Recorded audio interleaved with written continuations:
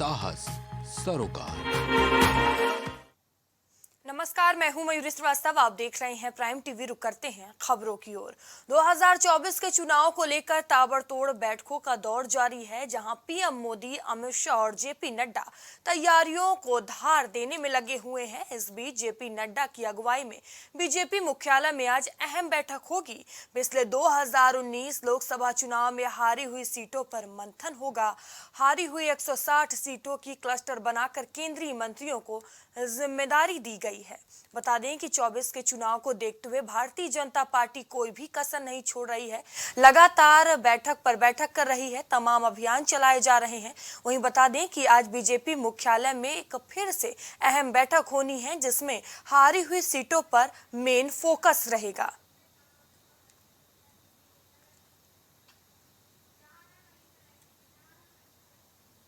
बता दें कि पीएम मोदी, अमित शाह और जेपी नड्डा तैयारियों को धार देने में लगे हुए हैं, कोई भी कसर नहीं छोड़ रहे हैं। इस बीच जेपी नड्डा की अगुवाई में बीजेपी मुख्यालय में आज एक अहम बैठक हो रही है।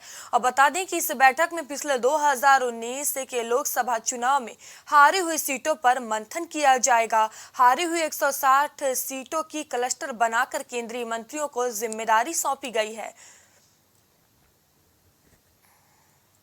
और इस खबर पर अधिक जानकारी के साथ हमारे सहयोगी विवांशु हमसे जुड़ चुके हैं। विवांशु, भारतीय जनता पार्टी लोकसभा चुनाव को देखते हुए कोई भी कसर नहीं छोड़ रही है। लगातार बैठकों का दौर जारी है।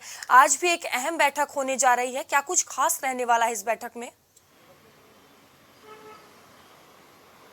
जी बिल्कुल मयूरी, आपको बता दें कि भारतीय जनता पार्टी के आज कहीं ना कहीं केंद्रीय मुख्यालय पर आज एक बड़ी बैठक 10 बजे से शुरू हुई है, जिसमें बीजेपी राष्ट्रीय अध्यक्ष जेपी नड्डा की अगुवाई में बैठक हो रही है। इस बैठक का साफ उद्देश्य है कि जो देश के अंदर में 543 के लगभग लोकसभा सीटें हैं, उसमें 160 सीटों पर कहीं ना कहीं भारतीय जनता पार्टी 2019 में कमल नहीं खिला पाई थी। तो इस बैठक का उद्देश्य है कि 160 सीटों की समीक्षा की जाए और साथ ही किन क्या वजह थी इसको भी जाना जाए और कमियों को दूर करके 160 सीट देश के जो बीजेपी के यानी कि उसके एनडीए दल के पास नहीं आए हैं, उसको अपने पाले में करने का प्रयास होगा। वहीं आपको बता दें कि बीते दिन आपने देखा था कि बीजेपी के राष्ट्रीय अध्यक्ष जेपी नड्डा और अलग अलग राज्यों के प्रदेश अध्यक्षों के साथ बैठक किए, 3 दिनों तक लगातार बैठक किए, जिसमें अगर बात की जाए तो कश्मीर से लेकर कन्याकुमारी तक के भारतीय जनता पार्टी के संगठन के पदाधिकारियों को बुलाकर और 2024 के चुनाव को कैसे एक बेहतर नतीजे तक पहुंचाया जाए और एनडीए की सरकार को कैसे हैट्रिक केंद्र में लगाया जाए, इसको लेकर रणनीति तैयार की गई। तो वहीं अगर बात की जाए तो आज की बैठक में कहीं ना कहीं बीजेपी के राष्ट्रीय अध्यक्ष 160 सीटों को लेकर समीक्षा करेंगे। जो प्रदेश अध्यक्षों की तरफ से महाजनसंपर्क अभियान का फीडबैक दिया गया है, उसको भी कहीं ना कहीं आज की बैठक का हिस्सा बनाएंगे और ऐसे सांसदों को कहीं ना कहीं निर्देशित भी करेंगे जो कहीं ना कहीं महाजनसंपर्क अभियान में निष्क्रिय रहे हैं। उसी क्रम में आपको बताएं कि केंद्रीय मंत्री के कई मंत्रियों को क्लस्टर के दौर से कहीं ना कहीं उन्हें जिम्मेवारी भी दी जाएगी कि कुछ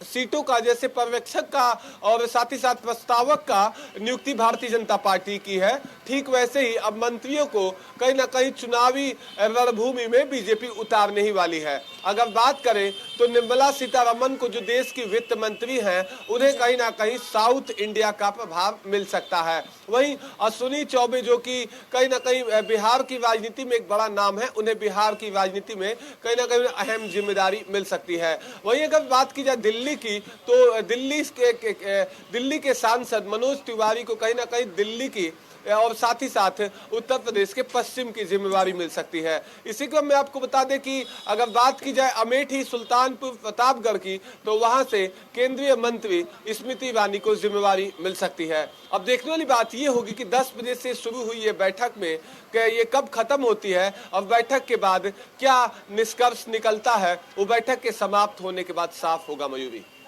विवांशु, जिस तरह लोकसभा चुनाव को देखते हुए भारतीय जनता पार्टी तैयारियों में जुटी हुई है, लगातार अभियान चला रही है, बैठक कर रही है, और जिस तरह हारी हुई सीटों पर मेन फोकस है भारतीय जनता पार्टी का, कितना फायदा होने वाला है आगामी चुनाव में?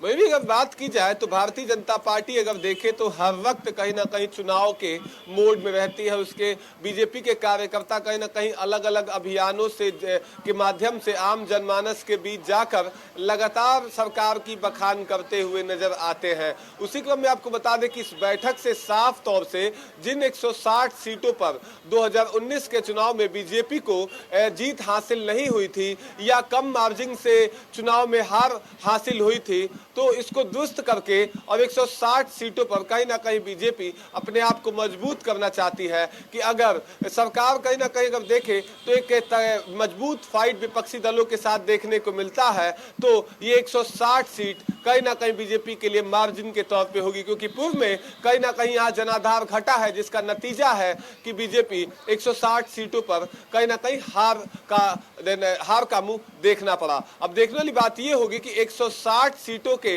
इस समीक्षा बैठक को लेकर क्या निर्देश दिए जाते हैं और पदाधिकारियों को किस तरह से आगामी लोकसभा चुनाव को लेकर राष्ट्रीय अध्यक्ष के द्वारा निर्देशित किया जाता है। जी धन्यवाद भैया हमसे जुड़ने के लिए तमाम जानकारियों के लिए।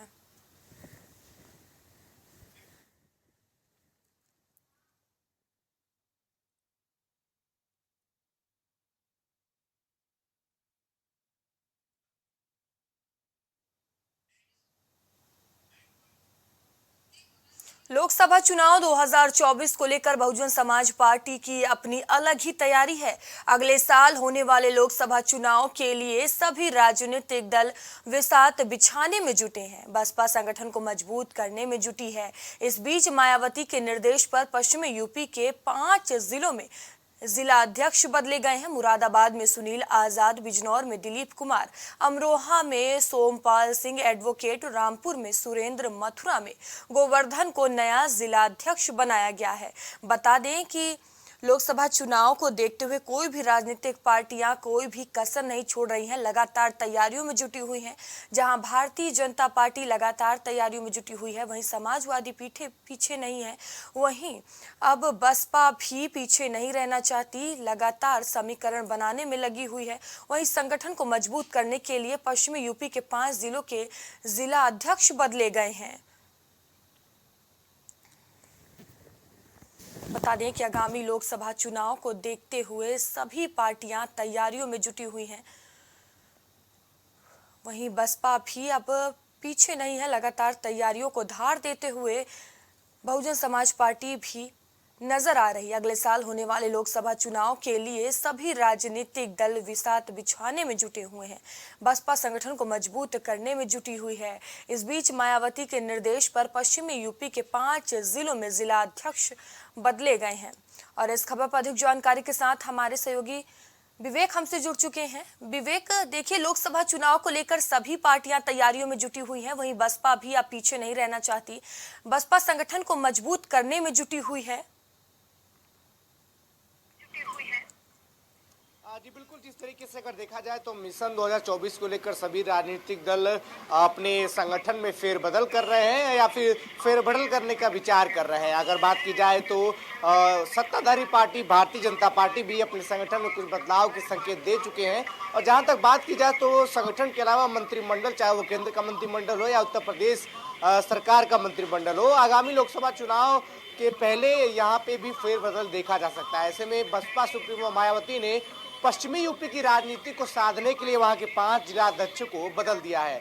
हाल ही में देखा गया था कि किस प्रकार से आजाद समाज पार्टी के संस्थापक चंद्रशेखर का कद जो है वो दलित युवाओं में खास तौर पर बढ़ा है। दलित युवाओं में चंद्रशेखर का क्रेज है और दलित यूथ बैंक पर चंद्रशेखर की पहले से ही नजर है। जो आज का यूथ है जो दलित समाज से ताल्लुक रखता है वो मायावती से ऊपर चंद्रशेखर को प्रेफर करता है।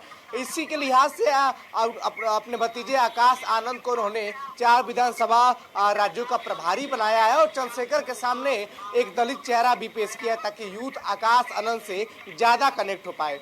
अगर बात करें तो पश्चिम यूपी में रालोद के अलावा चंद्रशेखर का भी थोड़ा प्रभाव दिखता है। चंद्रशेखर और रालोद एक साथ है। निकाय चुनाव में दोनों ने एक दूसरे का सपोर्ट किया था और चंद्रशेखर ने बाकायदा रालोद के प्रत्याशियों के लिए वोट भी मांगे थे। उस हिसाब से देखा जाए तो बसपा ने चंद्रशेखर की काट निकालने के लिए आकाश आनंद को आगे किया और उसके बाद पश्चिमी यूपी के 5 जिलाध्यक्षों नए जिलाध्यक्षों को पश्चिमी यूपी में 5 नए जिलाध्यक्षों की नियुक्ति भी की। अगर बात करें तो बिजनौर, मुरादाबाद, अमरोहा, रामपुर, मथुरा में गोवर्धन में भी नया जिलाध्यक्ष बनाया गया है। तो कहीं ना कहीं पश्चिमी यूपी की राजनीति को साधने के लिए, वहां के अपने कोर वोटर्स को साधने के लिए ये कदम उठाया गया है, ताकि आम लोकसभा चुनाव में बसपा जो मिशन लेके चल रही है उसको पूरा कर सके और आगामी लोकसभा में ज्यादा से ज्यादा सीटें जीत सके।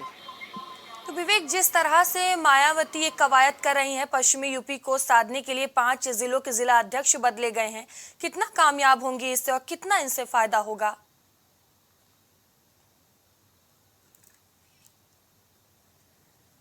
बताएगा। लेकिन अगर बात की जाए तो जिस प्रकार से बसपा सुप्रीम ने शुरू में ही निर्देश दिए थे कि वो 1 लाख गांवों तक पहुंचेंगी और 1,70,000 बूथों तक उनके संगठन और पार्टी के कार्यकर्ता जाएंगे और बूथ लेवल पर पार्टी का मजबूत करेंगे।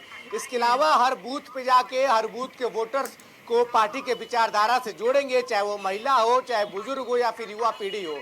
काशीराम के विचारधारा से लेकर, जिस विचारधारा को लेकर बसपा का निर्माण हुआ, बसपा की स्थापना हुई, उसको लेकर अपने कोर वोटरों को जोड़ा जाएगा। और पिछले कुछ समय में हमने देखा है कि किस प्रकार से बसपा के कोर वोटर बसपा से छटक के दूसरी पार्टियों को वोट करते आए हैं। ऐसे में बसपा की पूरी रणनीति है कि जो वोटर्स उससे पिछले कुछ चुनाव में छिटक गए हैं, उनको भी पार्टी की विचारधारा से जोड़ के उनकी घर वापसी कराई जा सके, जिसके लिए बसपा ने कई अहम प्लान भी तैयार किए थे। संगठन के लोग, कार्यकर्ता सब बूथ लेवल पर जाके पार्टी को मजबूत करेंगे। गांव चलो अभियान बसपा चला रही है, जिसमें गांव के जो वोटर्स है, उसके जो खाटी वोटर्स है, वो पार्टी की विचारधारा से पुनः जुड़े और बसपा को मजबूत करने का काम करे। तो ये समय बताएगा मयूरी कि जो पश्चिमी यूपी में जिलाध्यक्षों की बदलने की राजनीति है, आखिर कितना कारगर बसपा के लिए साबित होती है। जी धन्यवाद विवेक, हमसे जुड़ने के लिए तमाम जानकारियों के लिए।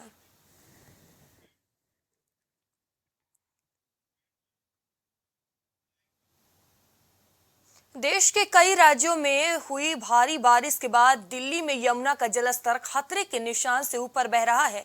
आज सुबह पुरानी दिल्ली रेलवे ब्रिज पर यमुना का जलस्तर 207 मीटर पार हो गया।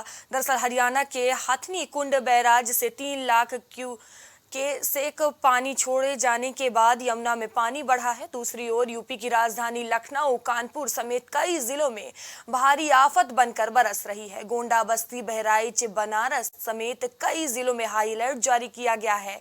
इसके अलावा जलभराव और बारिश से बदहाल सड़कों की वजह से लोगों को आने जाने में काफी दिक्कतों का सामना भी करना पड़ रहा है। तो तस्वीरों में आप देख सकते हैं, ये 6 तस्वीरें हैं जहां बारिश आफत बनकर बरस रही है। पहली दिल्ली की तस्वीर है, दूसरी मनाली और तीसरी हिमाचल और चौथी कानपुर, वहीं 5वीं फरीदाबाद की है और 6वीं सहारनपुर की है, जहां बारिश का विकराल रूप देखने को मिल रहा है। बारिश आफत बनकर बरसी है। जलभराव से लोगों को तमाम तरह की दिक्कतों का सामना करना पड़ रहा है। कुदरत का ये भारी कहर देखने को मिला है। लोगों को तमाम तरह की दिक्कतों का सामना करना पड़ रहा है। बता दें, आसमानी आफत से हाहाकार मची हुई है। तस्वीरों में आप देख सकते हैं, जलभराव से लोग परेशान नजर आ रहे हैं। बता दें कि गोंडा, बस्ती, बहराइच, बनारस समेत कई जिलों में हाई अलर्ट भी जारी कर दिया गया है। लगातार ये बारिश का विकराल रूप देखने को मिल रहा है।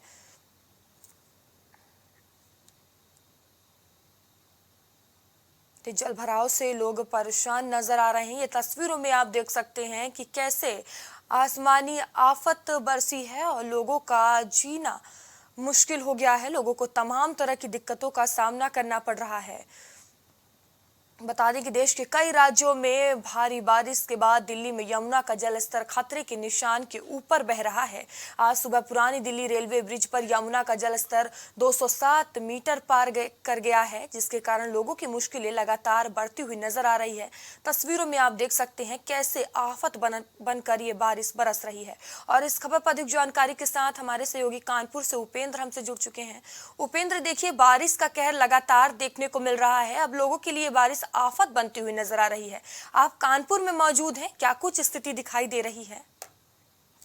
कानपुर की अगर बात की तो जिस तरीके से जो आसपास के जो यूपी के जिले हैं जिनका पानी जो छोड़ा है, अगर बात की गंगा का जो जल स्तर है वो भी कहीं ना कहीं अगर बात करें तो खतरे के ऊपर चल रहा है, क्योंकि जो गंगा का जो बैराज है उसको लेकर जो 30 फाटक सारे के सारे गेट खुले हुए हैं। और उसके बाद अगर सबसे बड़ा सवाल की अगर बात करी जाए तो जो कानपुर जो आवासीय क्षेत्र उसमें जो पांडु नदी निकल रही हो, उसके बाद अगर पांडु नदी जल स्तर इतना बढ़ गया है कि आसपास के जो क्षेत्र है उसमें जो जल भरा हो चुका है। क्योंकि अगर बात करें तो कहीं ना कहीं जो बारिश में जो जलवा हुआ है और कानपुर नगर निगम को जो लगातार जो रोडें बनाई जा रही है, उसके बाद अगर बात करें तो पूरी तरीके से जो रोड तो बनाई जा रही है, पर अगर कहीं नहीं बात की तो नालियों का कोई अता पता नहीं है। क्योंकि अगर बात करें तो कानपुर को स्मार्ट सिटी में कहा गया है, पर अगर स्थितियां जो ऐसी है कि आपको बताते चले कि पूरी तरीके से केवल कागजों में जो है कानपुर स्मार्ट सिटी रह गया है। क्योंकि हमने महसूस किया है, दिखाया किस तरीके से रोड का जो ये खस्ता हाल है। देखिए हर रोड पे जगह जगह पे सूबे के मुख्यमंत्री का आदेश है कि पूरी तरीके से रोड की जो हाल है वो सारे गड्ढा मुक्त होने चाहिए। पर अगर बात करें तो किस तरीके से अगर देखें तो पूरी रोड के जो हाल है, जो लोग परेशान है काफी, क्योंकि लोगों को आना जाना जो इस रोड को है तो पूरा इस क्षेत्र की अगर बात करें तो देखा जाए तो यहाँ से लगभग जो है जो कम से कम नहीं तो 2 से 2.5 लाख आबादी जो है इस रोड से निकलती है। और साफ साफ लोगों का कहना है कि इससे जो है लोग काफी परेशान है।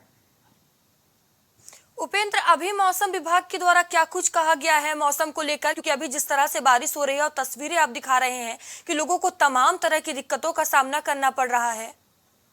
जी मयूरा, बता कि मौसम विभाग की अगर बात की जाए तो कल जो शाम रात से जो बारिश जो हुई है तो हल्की बारिश होने का 25 मिलीमीटर जो बारिश है अभी तक हो चुकी है। और जो अभी लगातार जो अगला 24 घंटे का बुलेटिन है 65 मिलीमीटर जो बारिश कानपुर के और जो आसपास क्षेत्र है उसमें बारिश होने की पूरी संभावना है। उपेंद्र, जिस तरह से बारिश हो रही है और कहीं ना कहीं जल भराव हो रहे हैं और इस तरह मरीजों की संख्या भी अस्पतालों में बढ़ रही है, अस्पताल में मरीज पहुंच रहे हैं, तो किस तरह से स्वास्थ्य विभाग अलर्ट मोड पर नजर आ रहा है? क्या कुछ तैयारियां देखने को मिल रही हैं? जी मेरा मतलब जिस तरह से जो मौसम बदलता है उसको लेकर के जो है जो लोगों जो देखा है तो जो जल भराव है, क्योंकि जो नालियों की कंडीशन बड़ी खराब है, उसको लेकर कहीं ना कहीं अगर जो डायरिया और हैजे की बीमारी फैल रही है उसको लेकर जो मेडिकल बुलेटिन स्वास्थ्य विभाग जो लगातार जारी भी कर रहा है और लोगों से अपील भी कर रहा है कि साफ सफाई अपने घर पर रखे, जल भराव ना करे। पर कहीं ना कहीं सवाल ये उठता है कि कहीं ना कहीं जो कानपुर नगर निगम जो रोड बनवा रहा है या PWD जो है वो रोड बनवाने के बावजूद जो है वो नालियां नहीं बनवा रहा है, ये एक बड़ा सवाल है। जी धन्यवाद उपेंद्र, हमसे जुड़ने के लिए, तमाम जानकारियों के लिए। बता दें कि बारिश का कहर लगातार देखने को मिल रहा है और ये बारिश लोगों के लिए आफत बनती हुई नजर आ रही। तस्वीरों में आप देख सकते हैं सड़कों के ये हाल हैं। वहीं बता दें कि नगर निगम की तरफ से व्यवस्थाओं को लेकर, सड़कों को लेकर, जल भराव को लेकर तमाम दावे किए जाते थे, लेकिन ये सारे दावे अब फेल होते नजर आ रहे हैं। अभी के लिए इतना ही, आगे आपसे फिर होगी मुलाकात, तब तक ले बने रहिए प्राइम टीवी के साथ। नमस्कार।